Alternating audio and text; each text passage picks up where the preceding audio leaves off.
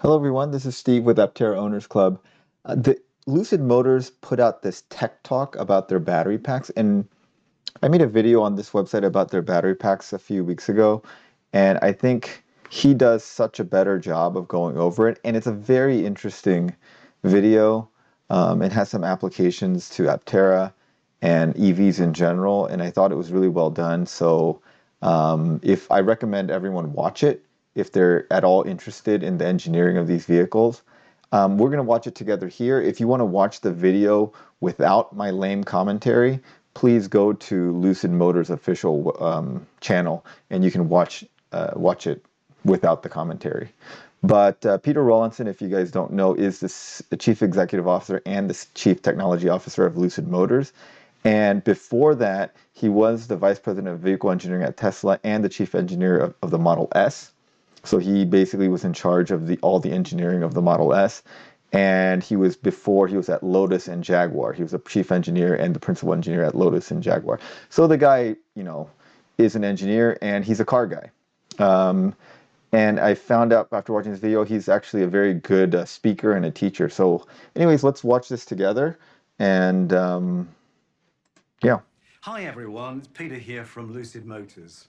As you may be aware, we recently achieved a landmark 520 miles range on an EPA cycle with our Lucid Air Dream Edition. And I really just wanted to take you through some of the technologies that's enabled that and maybe give away one or two little secrets in so doing. I'm hoping Aptera does some of these tech talks. I think they're excellent. It'd be great if they could also do these tech talks. So let's start with some science basics. And this isn't aimed at hardcore engineers. You'll know that sort of stuff.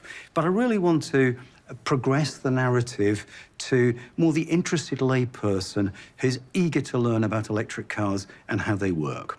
So let's look at energy and power. These are often so misconstrued. Well, energy really is the work done, my old physics teacher would tell me. Have I got the energy to walk up that hill? Have I got the energy to get to that position? But a younger, fitter guy than me would be able to run up that hill and get there faster. So he's able to expend that energy in a shorter time.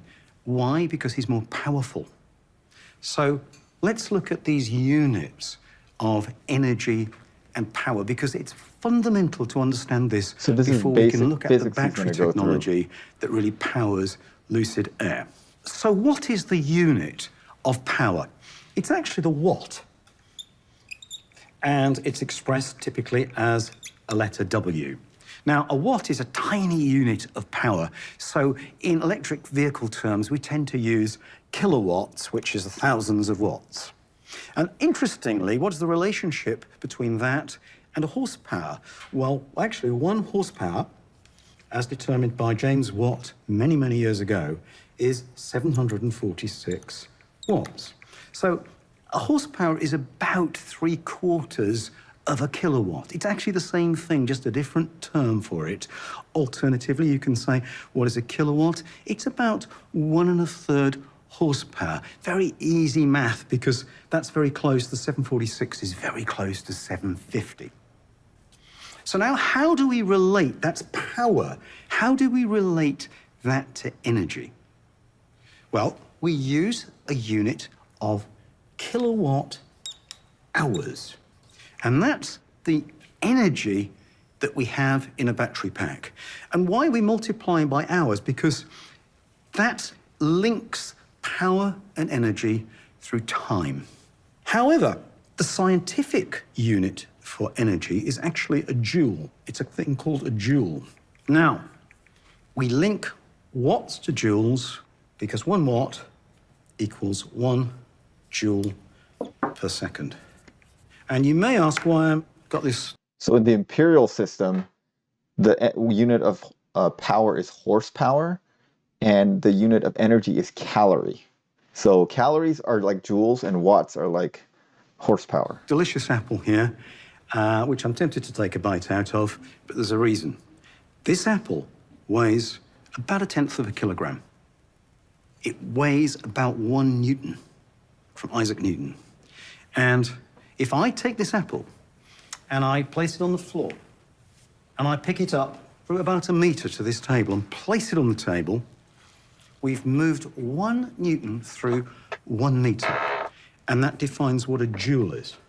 And if I do that in exactly 1 second, I've been exerting a power on that apple of exactly 1 watt. So now the question is, how do we link that joule, that tiny amount of energy of moving that apple up, to how many joules there are in our Lucid Air battery pack? And actually, the math is surprisingly simple, because in the case of our Grand Touring car, we have 112 kilowatt hours, so we need to multiply that by 1,000. And we also have to remember that joules and watts are linked with seconds, so we need to say that's kilowatt hours. So we need to multiply that by 3,600, because that's the number of seconds in an hour. And we actually come to a number which is very close to 400 megajoules. What does that mean? Unbelievably, I have to pick this apple from the floor and put it on the table 400 million times to represent the energy in a full charge of a Lucid Air Grand Touring. And I'd like to present a fun fact. 10 years ago, when I was working on Tesla Model S, we nearly called one of the models of Model S the 300 megajoule. It actually came out as the 85 kilowatt hour, but if you do the math, 300 megajoule. Now, it would have sounded cool, but in the end, we thought no one's going to understand that. It's too scientific, it's too techy. People understand kilowatt hours because they're the standard unit of energy. So, let's look at how we determined what the size of the battery pack should be for Lucid Air. Well, to start with, we really didn't know. But we did know about 10 years ago that a reasonable electric car would take about 330 watt-hours per mile. And with the advancement over the last 10 years, it was a reasonable guess that with our in-house technology, we could get that down to maybe 250 watt-hours per mile. Okay, so the Aptera is 100 watt-hours per mile. So that's 3 times more efficient than the standard car that he's discussing, and about little over 2 times more efficient than the Lucid Air. Now, the Lucid Air is a much larger, much heavier vehicle, which is why, for its size, it's the most efficient car, but a smaller car is going to be more efficient. And then his battery pack in the Grand Touring is 112 kilowatts. Aptera is 100. You know, the biggest Aptera is going to be 100 kilowatt hours. And so that one is going to go about 1,000 miles on the Aptera, but a bigger battery pack goes about 500 miles in the Lucid Air. And if we wanted to get a car with, then we were thinking maybe we could get Lucid Air to 400 mile range. It's simple math. It's times 400, and that would require 100 kilowatt hour pack. Now, we decided to go for these little beauties. This is a cell, a lithium-ion cell. It's a 21700 format. And typically... So these are the exact same cells that Aptera is going to use. These contain about 17 to almost 18 watt-hours of energy each. So then you can do some simple sums. It was clear with 17 to 18 watt-hours per cell that we'd require almost 6,000 of these cells to achieve that sort of range. So before I go over to the skateboard and the battery pack behind me and look at the layout and how we incorporate these cells in the car, it is actually fascinating to consider if there's 17 to 18 watt-hours in one of these cells. And with Lucid Air, we can achieve with Grand Touring 4.6 miles per kilowatt hour. How far will the car go just from the energy of one cell It's completely hypothetical because the car won't run with just one cell. But how much range does one cell get you? It's about 140 yards. Yes, adding each of these cells, there's another 280, there's another 420 yards, and so we go. Fascinating insight into the sensitivity of range to number of cells. But the name of the game is to achieve that range with ultra-high voltage, ultra-high efficiency, and achieve it with a minimal number of cells. So we realized we needed of the order of 6,000 of these 21700 cells in order to get a world-class range from the car. How could we integrate them in a manner which was really compatible with the interior ergonomics of the car and the structure concept? And to answer that, let me take you to our LEAP platform. This is it, aluminum intensive skateboard platform, Lucid's electric advanced platform. Now, I hear you say lots of people claim they've got skateboard concepts and skateboard architectures. What's so special about this? Well, the difference is that this truly embodies the space concept. The space concept that really differentiates Lucid Air from the competition, in that the car is smaller and more compact on the outside and bigger and more comfortable on the inside. And you might think, gosh, how have you achieved that? We've achieved this with our in-house drivetrain technology, motor, inverter, transmission, front and rear, super compact, the most volumetrically power-dense system available today. And as a result of that, we've been able to open up this space to make more room for the occupants. You might think that makes it even more tricky to package the batteries. Well, paradoxically, it does us a great favor because there's more room. So what we've done is sculpt the battery pack around the occupant space.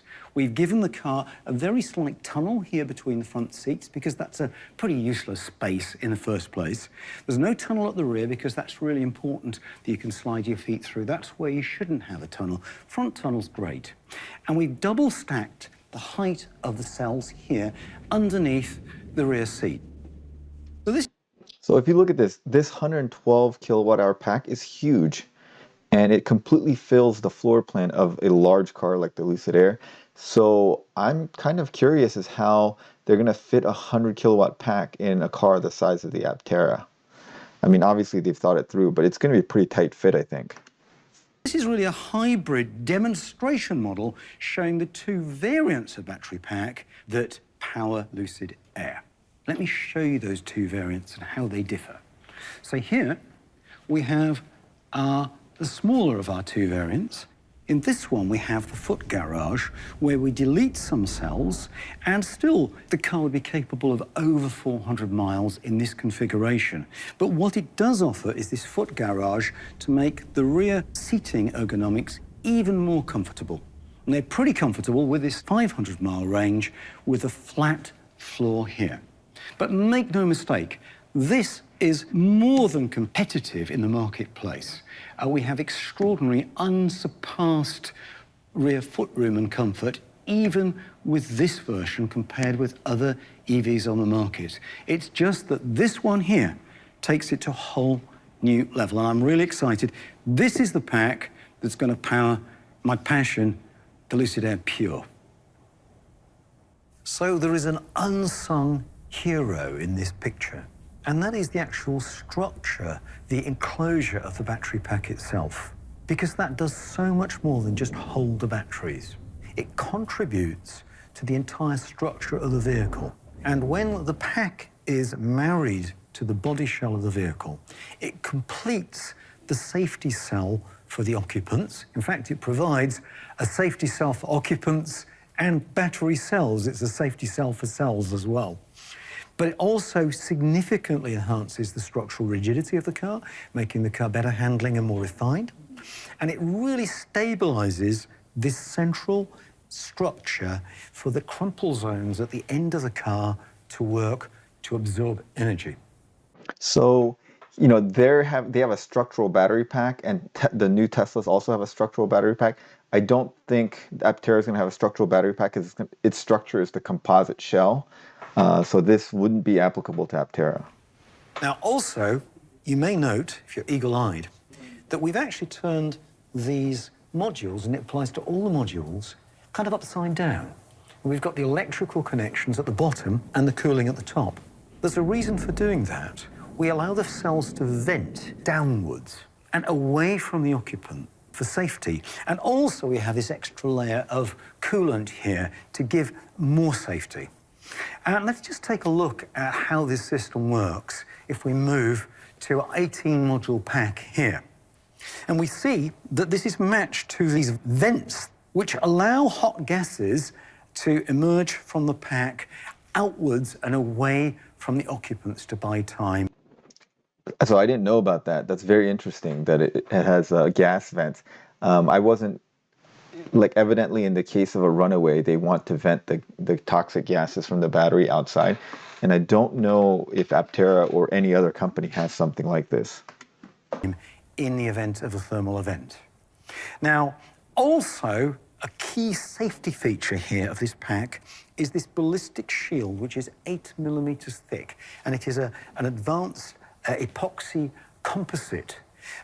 So this part is exactly like Aptera. So Aptera is a composite, and he's saying that it has a composite armoring at the bottom. Aptera will also have a composite armor at the bottom because the shell is a composite shell that'll be underneath it. But this is not just performing a role of safety, it actually has an efficiency function as well, because this composite undershield is actually curved. We've created a wing car with a curved undertray to give extraordinary aerodynamic performance, to enhance efficiency and range. Yeah, so they've increased the aerodynamics by doing that, and of course Aptera has increased the aerodynamics to another level, way more than the Lucid. This is the synergy, the synergistic approach that we've taken to engineering even key safety features within our battery enclosure. So this is where we lead to our modular construction of our battery pack. And for many years now, we've been the sole supplier to the World Championship single-seater electric race series through our old brand, Aptera.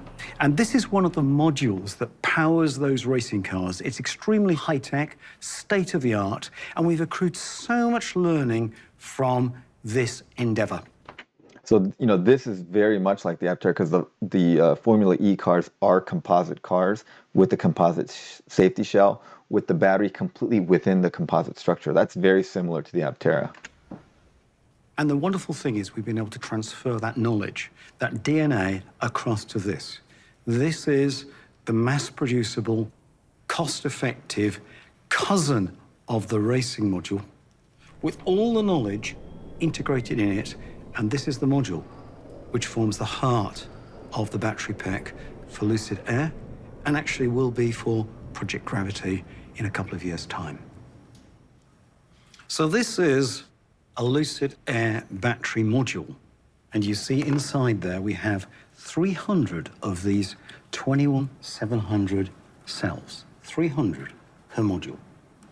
And we string 22 of these modules together to achieve the 924 volts of our long-range pack, and we string 18 of them together in series to achieve the 756 volt pack, which is good for over 400 miles range with the foot garage.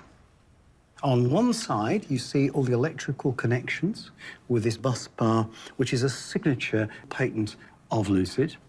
And on the other side, you see the cooling manifold, which allows a water glycol coolant from these inlet and outlet here to run around and cool this module.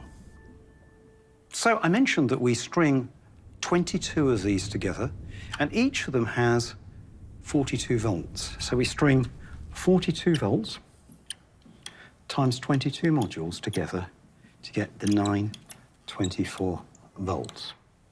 And each of these modules have 300 cells. So we multiply by 22 and we get 6,600 cells. And in the case of the Grand Touring, that gives us a total pack energy of 112 kilowatt hours. And in the instance of the Dream, slightly different cell chemistry, we achieve 118 kilowatt hours total pack energy. Now, why should we go for a high voltage like this? Many other cars are running at just 400 volts. Well, let's just explain this with some simple math. There's a classic formula, Ohm's law, voltage equals current times resistance. And we can also link watts, power. Remember watts are power? And so power, there's a simple formula for that as well. Power is voltage times current. Yes, you just multiply volts by amps and you'll get watts. If you've got 100 volts, 10 amps, you'll get 1 kilowatt. So now we can actually substitute in this formula from equation 1. We can substitute for V and we can insert IR instead of V from equation 2 times I. And we result in this classic formula.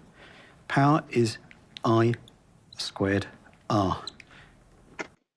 That's known as Joule's law, and it measures power dissipation by resistive heating. And this is an inescapable law of electrical circuitry. And so the heat losses aren't just proportional to the current in amps, they're proportional to current squared. And this is a fundamental. And remember, power is volts times current. So we need a certain amount of power. We all want power. So if we double the voltage, we can half the current. And if we half the current, we can quarter the heat losses.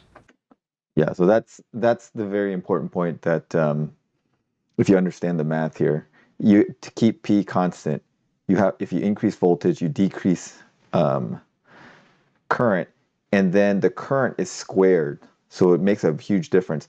That's presuming the same resistance in your system. This is a fundamental core tenet of Lucid's drive to higher voltage. We've partnered with Electrify America with a 1,000-volt charging network. We're using nearly all of that. There's a little bit of buffer in there with our 924 volts. And, you know, there's no substitute for voltage in terms of efficiency. Now, I want to just put to bed an urban myth about batteries. A lot of people say, well, you can charge so fast because of the high voltage. And it's partly true, but it's super misleading. Yeah, we achieved over 300 kilowatts of power in an independently conducted charging test very recently. And we've proven that with Electrify America, we can accrue over 300 miles range in just 21 minutes. This is unsurpassed. But there's kind of this myth that cells charge faster because the voltage. Well, if we look at one of these little cells here, and if I'm a dumb little battery cell like this, all I will see when I'm charging about 4.2 volts in a full charge at that end, and here I will see 0 volts. If I give it much more than that, bad stuff will happen. If I don't give it that, it won't charge very well. So each little cell, doesn't matter if the car's at 4 volts, 1,000 volts, it could be 100,000 volts. Each little cell doesn't know the voltage of the car. All it receives is its individual charging voltage, around 4.2 volts. So then you think, well, hang on. So if the cells don't charge any faster, whether the car's 400 volts or 900 volts, why are you doing the 900 volts? It's the rest of the system. It's the rest of the system that sees the benefits of this increase in the voltage. And we look at this holistically. For example, these connectors here on our bus bars are made from aluminum. They're not made from copper. Actually, although silver is the most conductive metal, and if I was going to make a money no object pack, silver would be my metal of choice, but there's a cost imperative at work here. Copper actually is the best if you're really limited in space, but in terms of mass effectiveness, weight advantage, aluminum is fantastic. Aluminum's the best choice, and that's why we use aluminum here in this application to keep the weight of the pack down. I don't know what Aptera is using. I don't know if they're using copper or aluminum. It'd be interesting to know. So look at this, there's 300 cells all wired together. I can't see how this results in a higher voltage. It's very difficult to relate the layout of this, when we see these 300 cells, to the voltage of the pack. So how do we do that? So I've got some flashlights here as a great sort of aid to understanding. And here we've got a standard length flashlight. These cells are just 1.5 volts. So we put 3 of those together, end on end. We just connect them and put one after another. Like that. And what we have here is 0 volts, 1.5 volts, 3.0 volts, 4.5 volts, and we end up with a bulb at the end of this flashlight or torch, as I was brought up to say, which has got 4.5 volts. And lo and behold, we can go for a longer torch or flashlight, as has got 4 cells, or we can go for 6 cells. So this one will have, that will have 6 volts, and then this one will have 9 volts. Now, can you imagine, if this is 9 volts, just how long the flashlight would need to be to achieve 924 volts? I think this thing would be about, probably about 50 foot long.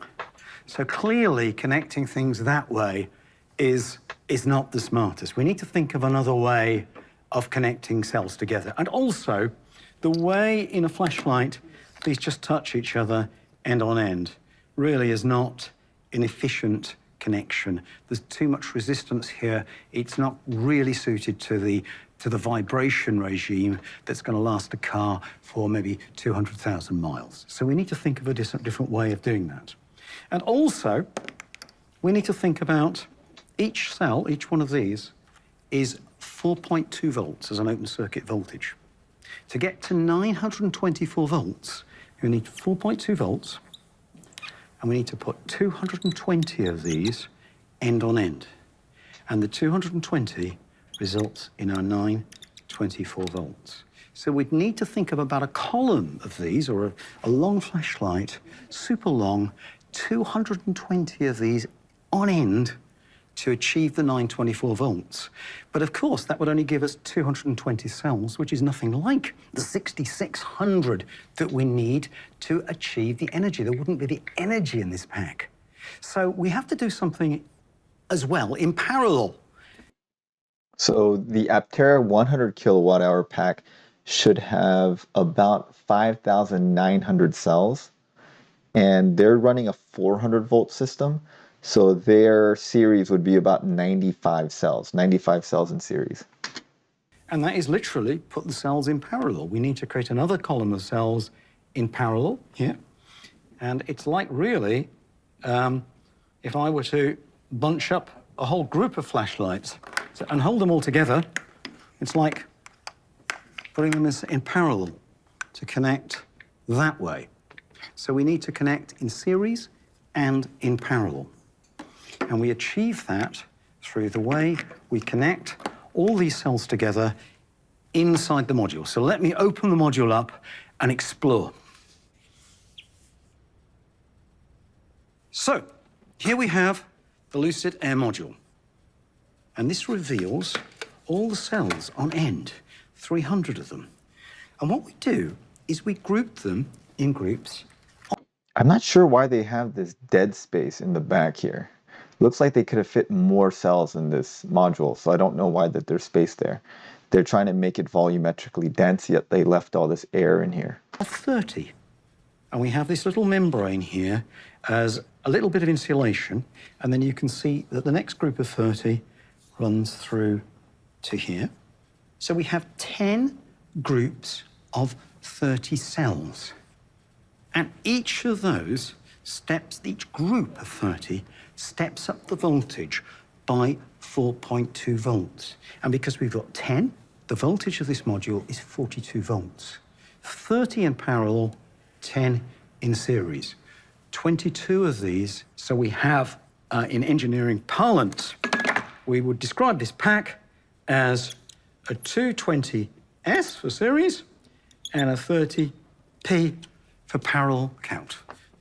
So the Aptera should be a 95S and 62P pack. So a battery engineer would describe the long-range pack of a Lucid Air. So I'd like to just spend a little bit of time showing our cooling strategy here. We use this plate, and this cools the cells from their ends. This is an... Now that I think of it, I think that dead space in there was just an artifact of that pack. I think they took some cells out. I'm pretty sure it's packed all the way through. End cooling arrangement. We think this has got many advantages, thermally, and also in terms of consistency of manufacturing and cost as well. And it's an excellent way of containing and managing the temperature of the cells. In certain cold weather conditions, we need to heat the cells up. We have to use some of their energy to warm themselves. And in hot weather conditions, the cells actually sometimes need to be cooled not just by cooling through the radiators, but through the compressor loop on the air conditioning. Now, why do we choose this end cooling rather than side cooling, which is another approach altogether? Well, there's a very interesting aspect of a cell. If you look at a cell, this cylindrical layout here, it's thermally anisotropic. What does that mean? It is actually able to conduct heat in different directions at different rates. It's really good at conducting heat axially, but it's really quite poor at conducting heat sideways. So I did not know that until I watched this video. That's very important. Ah, you might say, well, what's that ratio? It's quite significant, actually. We have this advantage, this thermal anisotropic nature, but of course the heat has to flow a long way, and we'll get an imbalance between the temperature at one end of the cell versus the other. That's the downside. But we've got a real great advantage here. We can get a very clear, consistent area of contact on this end through a thermal adhesive that we layer on here when we close this plate off.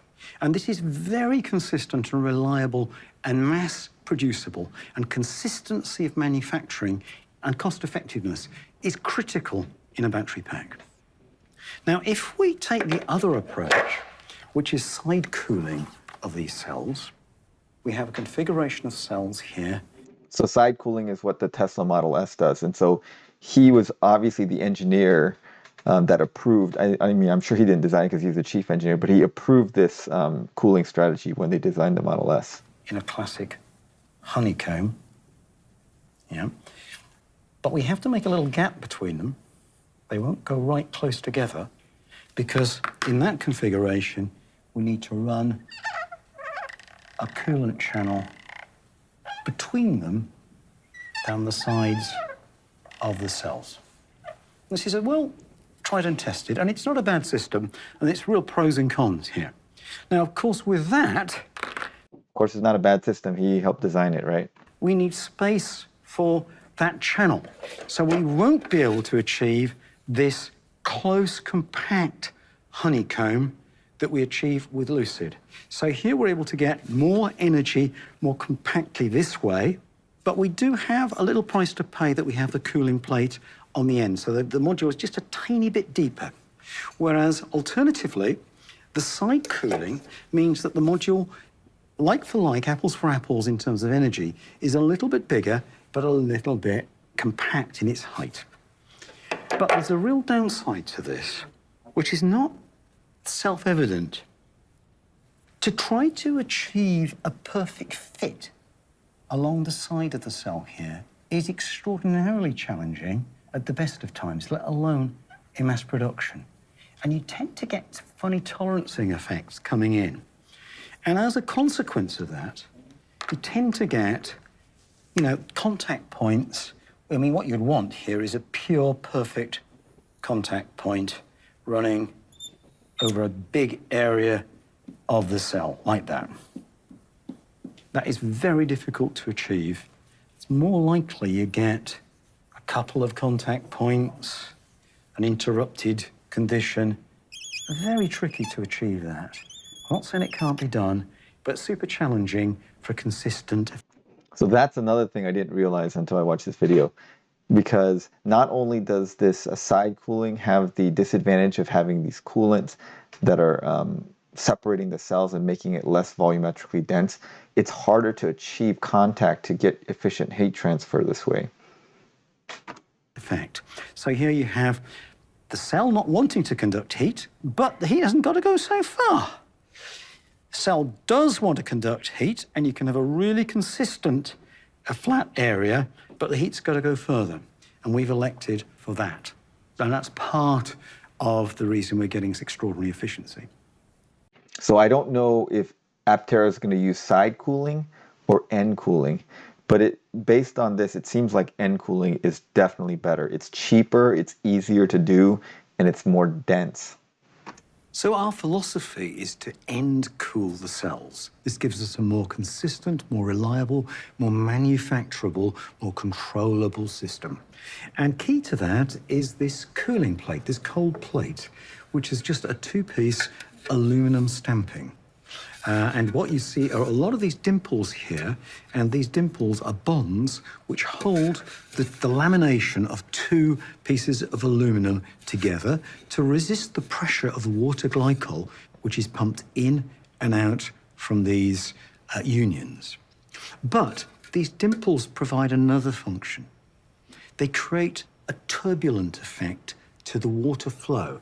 The flow of water comes in here and goes right around this racetrack and then out here. So why do we want to induce this turbulent effect?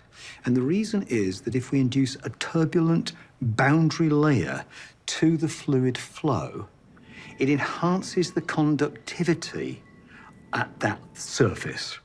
And we want maximum conductivity. We need a fluid which can absorb a lot of heat and collect a lot of heat and transmit a lot of heat very quickly. Super cost effective, super manufacturable, and a key element of how we take a step forward to mass industrialize the electric car with technology like this, which is designed to be made by the millions of units. That's how we're going to drive the cost down, and that's what's going to help save the planet. So I think that is actually brilliant. I hope Aptera is doing something similar. It's like way easier to make these battery packs without that side cooling, and this single stamping is much easier to manufacture, and the cooling is probably better. And actually, Tesla is moving to end cooling with their new 40, the bigger, fatter cells, because you can't side cool those cells. So last but not least is how we wire all these cells together. Remember, we've got 10 groups of 30 in parallel. Now, when we look at the flashlight, we look at the negative being on one end of the cell and the positive on the other. But there's an interesting feature of these lithium-ion cylindrical cells is that the negative comes all the way around right to the top. So that's another thing I didn't think about until I watched this video. It's very interesting. So let me just illustrate that.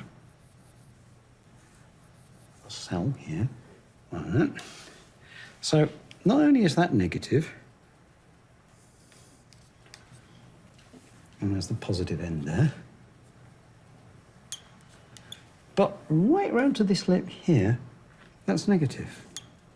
And remember, we want to link negative to positive to step up the voltage. So we don't actually have to use one end to connect positive and the other to connect negative.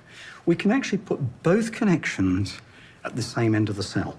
And that's what we do so that we can have the cooling on the one end of the cell here, and we have to all the electrical connections, the positive and the negative here. So yeah, after that description, now I understand how this thing works. See, if you look at it, this bus bar on this side is the positive, and this bus bar on this side is the negative. And you see this positive is going to here, this positive is going to here, and this positive is going to here, and here's the negatives, they're all going to here. So this entire bus bar is positive, and this entire bus bar right here is negative.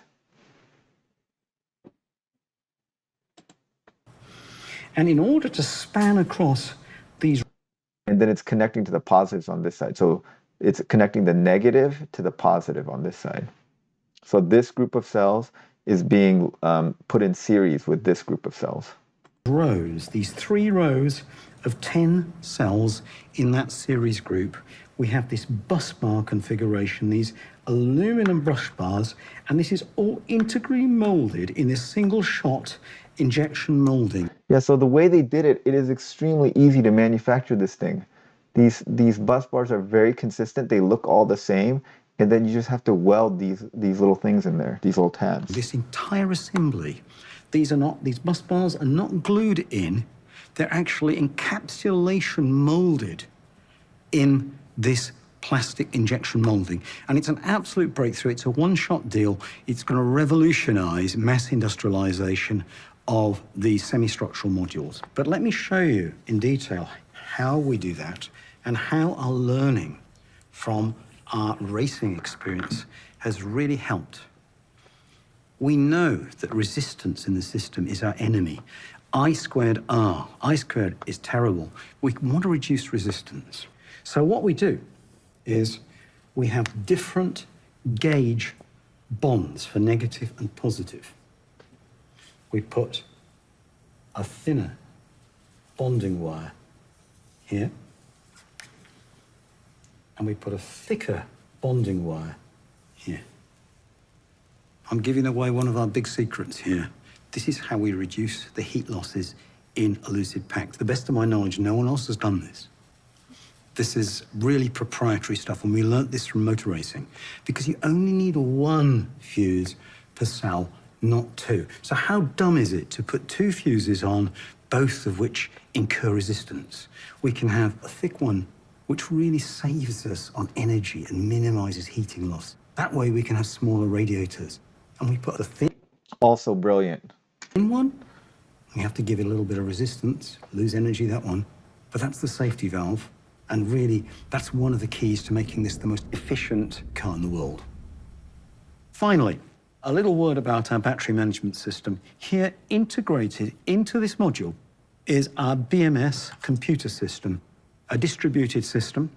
And what this really does is multifunctions, but I can give you just a flavor of how vital this management system is.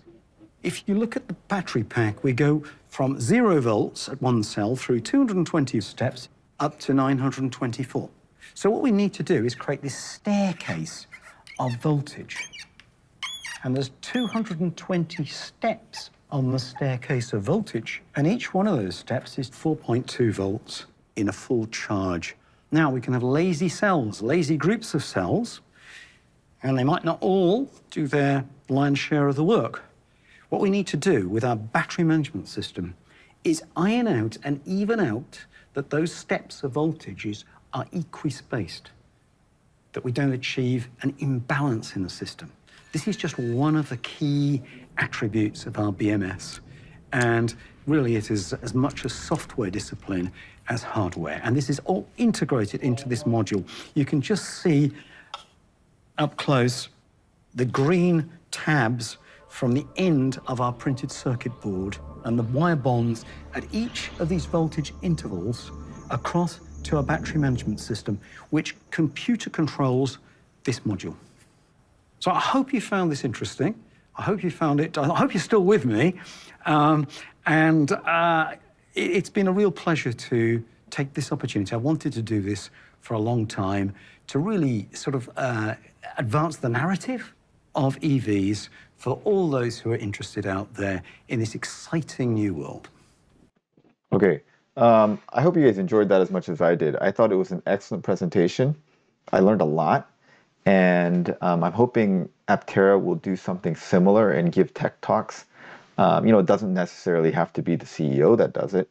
They could have one of their junior engineers do it as well.